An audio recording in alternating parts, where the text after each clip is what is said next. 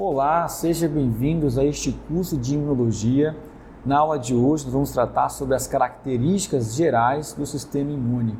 Nesta aula, nós vamos tratar sobre vários conceitos que serão fundamentais para a compreensão da nossa jornada do estudo da imunologia. Didaticamente, a imunidade ela é dividida em imunidade inata e imunidade adaptativa. A imunidade inata é a nossa primeira linha de defesa contra os patógenos. Ela tem uma característica de não ter uma ampla diversidade, especificidade e tem uma memória imunológica limitada. Os componentes da imunidade inata são as barreiras epiteliais, e aqui quando falo barreiras epiteliais eu me refiro ao tecido epitelial presente na nossa pele, no trato gastrointestinal, no trato respiratório e no trato urogenital. Nós também, na imunidade inata, temos algumas células, como por exemplo as células dendríticas, que são as células conhecidas como as células que vão apresentar antígeno aos linfócitos T virgens, e por conta dessa característica, elas são chamadas de células profissionais de apresentação de antígeno. Nós temos os fagócitos, como por exemplo os macrófagos, monócitos, neutrófilos. Nós temos as células natural killer, são as células assassinas. E assassinas de quê? Elas vão eliminar células tumorais e também células que estão infectadas por vírus. Nós temos os mastócitos, que são células envolvidas no processo de alergia. Eles serão ativados pelo IgE e vão liberar grânulos que serão fundamentais para gerar o processo inflamatório. Além disso, temos as células linfóides inatas, que são de 3 tipos e vão auxiliar também o sistema imune inato. E, por fim, temos o sistema complemento, que são proteínas fundamentais para gerar diversos processos importantes no nosso organismo e que compõem a imunidade inata. Em relação à imunidade adaptativa, os componentes da imunidade adaptativa são os linfócitos B, que vão produzir os anticorpos, os linfócitos B ativados produzem anticorpos e eles são chamados de plasmócitos. E nós temos os linfócitos T, que são um subgrupo de células que vão se dividir em uma fase em linfócitos citotóxico ou linfócitos T auxiliares. E ao se dividir, eles vão realizar uma atividade efetora, por isso eles são também chamados de células T efetoras. Em relação ao tempo de atividade ou tempo de atuação na imunidade inata adaptativa, nós temos algumas diferenças. Então, por exemplo, após uma infecção, como comentei, a primeira linha de defesa será as células da imunidade inata, então que vai ter a sua ação em menos de 1 hora e pode levar essa atividade por algumas horas. Mas atualmente tem sido demonstrado que a imunidade inata ela pode levar a sua atividade, o seu tempo de atuação ao longo de algumas semanas e até meses. Nós vamos ver isso nos próximos slides, o que condiciona a uma certa memória imunológica. Em relação à imunidade adaptativa, após uma infecção, ela terá a sua atuação depois de alguns dias, Entretanto, após alguns dias, o seu efeito será muito mais duradouro. Por isso, são células que acabam tendo uma memória imunológica. A imunidade adaptativa, ela tem esse nome, também chamado de imunidade específica, porque é uma imunidade no qual adquirimos ao longo de nossa vida, seja por um contato com um patógeno ou seja através das vacinas. Algumas características nós vamos comentar agora para poder diferenciar o que é uma imunidade inata de uma imunidade adaptativa. E são 3 requisitos: especificidade, diversidade e memória. Quanto à especificidade da imunidade inata, ela reconhece algumas características dos patógenos. Essas características, na verdade, são chamadas de PAMPs. são os padrões moleculares associados ao patógeno. Vou fazer aqui uma analogia. Nós temos algumas características que herdamos dos nossos pais, como por exemplo a cor dos nossos olhos, o formato da boca, o cabelo. E os nossos pais também herdaram essas características dos seus pais, né? Enfim, ao longo das gerações isso foi repassado. Os pumps são mais ou menos essa ideia, né? São características nos quais são herdadas pelos patógenos e que são perpetuadas ao longo das gerações. E com isso, a imunidade inata, as células da imunidade inata, conseguem reconhecer essas características gerais dos patógenos. Além disso, na imunidade inata, é possível ter uma especificidade aos DAMPs, que são padrões moleculares associados ao dano. Toda vez que uma célula tiver algum dano e que possa levar à sua morte, né, que é a apoptose, isso vai ser reconhecido pelos componentes da imunidade inata, pelas células da imunidade inata, e enfim podemos levar essa morte celular programada. Já em relação ao sistema imune adaptativo, no que tange à especificidade, ela é altamente específica, por isso é chamada de antígeno específica. Enquanto a imunidade inata ela reconhece padrões moleculares, que é um padrão genérico, digamos assim, a imunidade adaptativa reconhece uma característica específica ali do patógeno, né? Fazendo com que tenhamos uma ação mais direta, mais específica de determinado patógeno que porventura infectou o nosso organismo. Teremos uma aula um pouco mais detalhada sobre essas características. Quanto à diversidade, nós temos várias células ali que nós comentamos agora da imunidade inata. Por exemplo, dos macrófagos, né? Nós temos algumas subdivisões, alguns subtipos de macrófagos. Nós temos os macrófagos M1 e os macrófagos M2. Esses macrófagos, eles vão reconhecer ali os pumps e os dumps e eles vão se diferenciar nesses dois tipos, certo? Na verdade, a gente tem vários outros subtipos, por exemplo, de macrófagos M2. Nós temos macrófagos M2A, M2B, C e D. Mas, no nosso curso, nós vamos nos limitar a tratar sobre os macrófagos M1 e macrófagos M2. Mas os macrófagos, voltando dos macrófagos, os macrófagos são essas células apenas, né? Então, a diversidade, os subtipos de macrófagos são dois. Quando falamos aqui sobre a diversidade do sistema imune adaptativo, ela é muito ampla. Então, por exemplo, se nós tivermos contato com, 50 mil patógenos, né, agente infeccioso durante a nossa vida, nós teremos 50 mil subtipos de anticorpos, 50 mil subtipos de linfócitos T específicos para atuar contra esses patógenos, né? Então é como se fosse um personal. A gente tem linfócitos B, linfócitos T personalizada para cada tipo de patógeno, certo? Quanto à memória imunológica, a memória da imunidade inata ela é limitada porque é uma memória que dura apenas algumas semanas. Você vai dizer assim, professor, você está ficando louco, você está falando uma coisa aí que não tem nada a ver. O meu professor, ele é doutor por Harvard e ele falou para mim que a imunidade inata não possui memória imunológica. Bem, alguns estudos, né, vários estudos vêm demonstrando que a imunidade inata possui uma memória sim imunológica e ela é chamada de memória imunidade treinada, ok? Busca um pouco mais aí, quem sabe, no PubMed e outras plataformas digitais que trazem esses artigos científicos, né, em revistas indexadas, e você vai procurar ali imunidade treinada.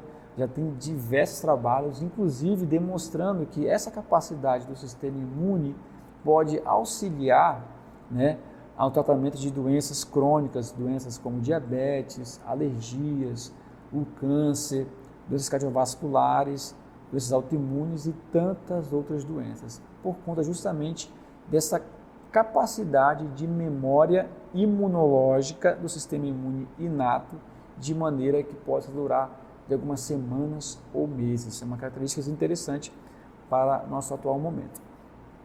Já o sistema imune adaptativo também tem uma memória imunológica, mas é uma memória imunológica muito mais duradoura, que pode levar muitos anos, e a gente pode dar o exemplo em relação às vacinas, né? A gente toma um esquema vacinal e muitas vezes leva mais de 10, 15, 20 anos para fazer a dose de reforço daquela vacina que nós tomamos, né? Por conta justamente dessa característica de uma memória mais duradoura do sistema imune adaptativo. Um outro ponto bastante importante que nós discutimos aqui são os conceitos de seleção clonal e expansão clonal. Mas antes de falarmos sobre isso, é importante dizer que o sistema imune é ele que reconhece aquilo que é estranho ao corpo, e aquilo que não é estranho ao corpo. Ou seja, o sistema imune reconhece aquilo que é próprio e aquilo que não é próprio. Geralmente, o sistema imune ele não ataca, ele não vai contra os antígenos próprios, né? Quando ele ataca os antígenos próprios, né, e quando ele produz um autoanticorpo, isso é por conta da falha nos mecanismos de tolerância imunológica. Temos uma aula específica sobre isso quando vamos tratar sobre autoimunidade, ok? Então, perder essa capacidade de ter a tolerância imunológica, nós teremos então uma resposta imunológica ao nosso próprio organismo. E como eu falei, o conceito de seleção clonal, que é a capacidade do sistema imune em reconhecer um grande número e variedade de antígenos. Vou dar um exemplo aqui. Essa característica se refere ao seguinte: já produzimos, né, linfócitos específicos para um determinado antígeno. Ou seja, muito antes de termos contato com qualquer patógeno, por exemplo, o coronavírus, né, muito antes de ter um contato, já temos ali um grupo específico de células que vai reconhecer aquele vírus e vai produzir mediadores imunes ainda mais para poder neutralizar o patógeno. Mas já temos especificamente uma seleção de células específicas contra o coronavírus ou qualquer outro tipo de doença. Em seguida a essa seleção clonal, como eu falei agora também, haverá uma expansão clonal, que é o número, né, de um aumento do número de células que vão atuar contra aquele antígeno específico. Nesta imagem, ela representa exatamente essa proposta que comentei agora sobre seleção clonal e expansão clonal. Temos aqui um precursor linfóide, né, que vai produzir os linfócitos. Aqui, vários linfócitos, esse exemplo é de linfócito B. Temos vários linfócitos B que foram produzidos, eles estão passando pelo seu estágio de maturação, e após o seu estágio de maturação, é possível de ter um contato com algum antígeno, e aqui, ó, esse antígeno, esse patógeno que possui esse antígeno, já tem um linfócito B, né, específico que vai reconhecê-lo, e ao se expandir, produz mediadores imunes para poder eliminar o patógeno, certo? É o conceito de seleção e expansão clonal. Grave, isso é muito importante você saber a diferença do que é seleção e expansão clonal. Outros conceitos também importantes da imunologia, você vai ouvir muito sobre isso, é o conceito de antígeno, de anticorpo e de imunógeno. O que é antígeno? Antígeno são substâncias que têm a capacidade de se ligar a receptores específicos dos leucócitos e que podem estimular ou não uma resposta imune. Ou seja, nem todos os antígenos vão de fato estimular uma resposta imunológica. Ele tem a capacidade, ele tem uma antigenicidade, ele pode se ligar e provocar a resposta imune, mas apenas quando eles levam uma resposta imunológica, eles são chamados de imunógenos, e aí ele tem uma imunogenicidade, que é a provocação, a produção de mediadores imunológicos. O que são os anticorpos? Os anticorpos são proteínas circulantes para atuar justamente sobre os antígenos, né? Os anticorpos, eles compõem a imunidade humoral, produzidos por quem? Pelos linfócitos B. Somente os linfócitos B produzem os anticorpos. E aqui um parêntese, galera, a gente esqueci de comentar isso na imagem sobre imunidade inata. Nós temos proteínas lá no sistema imune inato que são o sistema complemento, certo? E o sistema complemento, eles também compõem a imunidade humoral na imunidade inata. Então nós temos duas imunidades humoral, uma presente na imunidade adaptativa, que são os anticorpos, e nós temos uma imunidade humoral presente no sistema imune inato, que é as proteínas do sistema complemento, ok? Então lembre disso aí, nós temos atividade humoral nas duas imunidades. E aqui a gente também tem os receptores antigênicos dos linfócitos T, que são receptores que vão capturar, né, os antígenos e vão se diferenciar em linfócitos T específicos para atuarem na ativação de outras células ou até mesmo de estimular os linfócitos B a produzirem os anticorpos. Esses receptores também são proteínas presentes nos linfócitos T. Nesta imagem, a gente está destacando sobre a imunidade humoral e a imunidade mediada por células.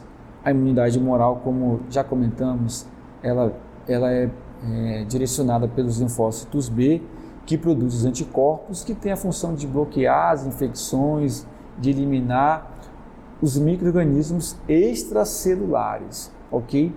A imunidade mediada por células, elas atuam especificamente em micro-organismos que foram ou fagocitados ou se porventura houve uma infecção. Então, por exemplo, na imunidade humoral vai atuar os linfócitos auxiliares quando um micro-organismo, né, ele se aloja, na verdade, quando ele é fagocitado por algum fagócito, nós temos uma resposta intracelular. Só que essa resposta intracelular, mediada pelos linfócitos auxiliares, serão através da estimulação dos fagócitos, certo? Para realizar o seu efeito microbicida, ok? Então, a resposta mediada por células é uma resposta de atuação intracelular, por meio ou da fagocitose, como aqui podemos observar, o patógeno estava circulando pela corrente sanguínea, o fagócito realizou a ingestão desse patógeno, o fagócito ele apresenta um antígeno ao linfócito auxiliar, esse linfócito auxiliar reconhece o antígeno apresentado, estimula o fagócito a realizar o seu efeito microbicida, produzindo, por exemplo, espécies reativas de oxigênio ou espécies reativas de nitrogênio, óxido nítrico, né? Enfim, os linfócitos auxiliares, eles estimulam os fagócitos a matar os micro-organismos. Uma outra resposta intracelular é feita pelos linfócitos T citotóxico, mas aqui o formato é diferente. Quando um micro-organismo ele infecta, certo? Ele tem uma resposta intracelular obrigatória, como por exemplo os vírus, ele vai se replicar na célula e aí essa célula que foi infectada, ela vai apresentar antígeno na sua membrana e os linfócitos T citotóxicos vão reconhecer esses antígenos e a função deles é levar à morte celular através, liberando algumas proteínas como as granzimas, as perforinas e granzimas, que vai levar à apoptose da célula. Então veja, nas duas respostas do linfócito, linfócito auxiliar e linfócito citotóxico, eu tenho uma resposta intracelular. Só que os mecanismos são diferentes. Nos linfócitos T auxiliares, eles estimulam a capacidade dos neutrófilos, ou dos fagócitos, a realizar o efeito microbicida, e nos linfócitos T citotóxico, eles mesmos atuam neutralizando, eliminando a célula por meio da apoptose.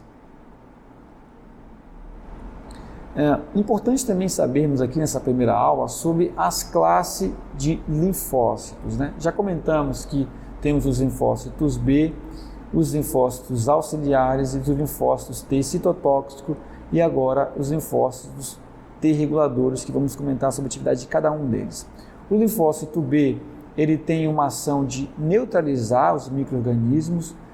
Ele impede, por exemplo, né, quando um patógeno ele entra no nosso organismo, na circulação, ele pode impedir que esse patógeno ele possa entrar em contato com a célula, ou seja, ele vai inibir o contato do patógeno com a célula e levá-lo a não impedir a infectividade. Ele pode estimular a fagocitose através de um fenômeno chamado de opsonização. Ele também vai ativar o sistema complemento. Os linfócitos T auxiliares, eles têm esse nome muito interessante porque eles auxiliam diversas células para poderem realizar as suas atividades. Então, por exemplo, o linfócito auxiliar, ele vai ativar o macrófago, ele pode estimular a inflamação, ele vai ativar outros linfócitos T e também o linfócito B, por exemplo, a produzir anticorpos, e ele vai estar mediando ali basicamente quase todos os processos imunológicos. Ele também ativa o linfócito CD8, enfim. Então, o linfócito auxiliar, se a gente pudesse dar uma característica a ele, seria o grande general que coordena ali todos os soldados do nosso sistema imune. O linfócito citotóxico, como já comentamos, ele vai levar à morte celular por meio da liberação de proteínas que levam à apoptose. E, enfim, agora temos o linfócito regulador. É um linfócito que tem uma função de suprimir a resposta imune quando ocorre uma exacerbação, um exagero da resposta imunológica. É como se esse linfócito fosse o nosso supressor natural. Então, a função dele é de diminuir, de atenuar os linfócitos que estão levando ali a um processo inflamatório, por exemplo.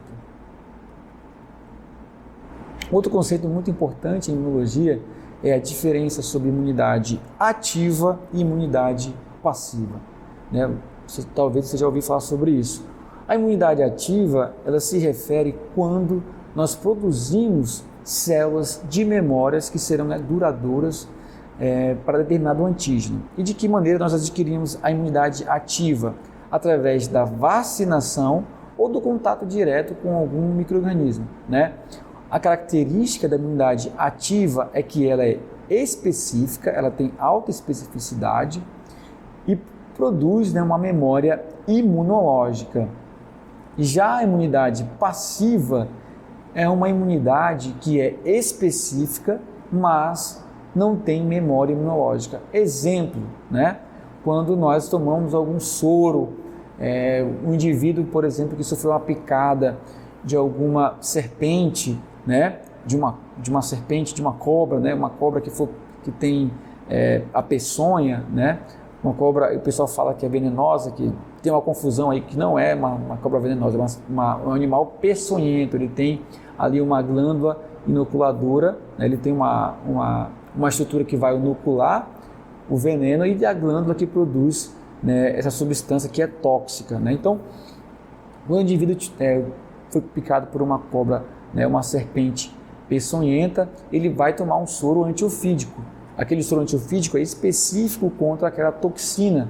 Só que o indivíduo não adquire memória imunológica. É um exemplo de imunidade passiva. Um outro exemplo de imunidade passiva de forma natural é quando a mãe, por exemplo, ela vai amamentar o seu bebê e ela transfere anticorpos tipo IgA, para o seu bebê, para levar a proteção daquele seu bebê. Da mesma maneira, durante a gravidez, durante a gestação, ela vai também transmitir, ela vai repassar os seus anticorpos, especificamente o tipo IgG, para o feto, e esse feto ele tem ali uma memória específica, ele tem uma resposta imunológica específica, mas sem memória, ok? Então a diferença da ativa para a passiva é: ativa eu tenho especificidade e tenho memória.